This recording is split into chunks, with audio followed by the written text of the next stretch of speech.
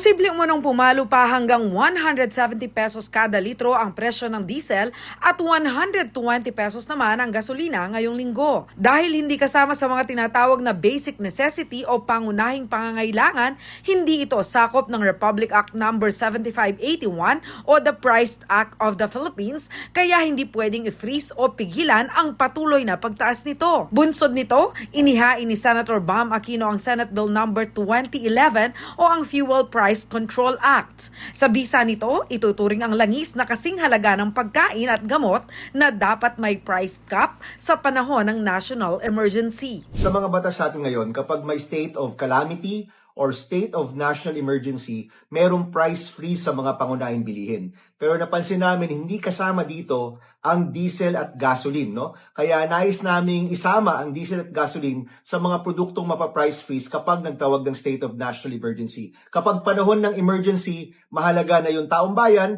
makita nila na uma-action yung gobyerno at natitigil yung pagtaas ng presyo ng bilihin. Palalawigin din ng batas ang kontrol sa presyo mula 15 araw ay magiging 30 days na ito para matiyak ang stability sa gitna ng krisis sa mundo. You better prepare ahead.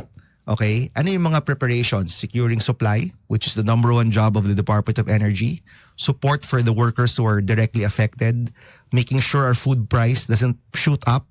Kasi the last time nangyari yung tinaas yung presyo ng diesel at gasolina, tumaas rin yung presyo ng pagkain. Nilinaw naman ni Senator Aquino na ang extreme powers na ito ay gagamitin lamang sa pinaka-critical na sitwasyon upang maiwasan ang pagbagsak ng ekonomiya. Hindi ka pwede mag-declare ng emergency kapag walang emergency.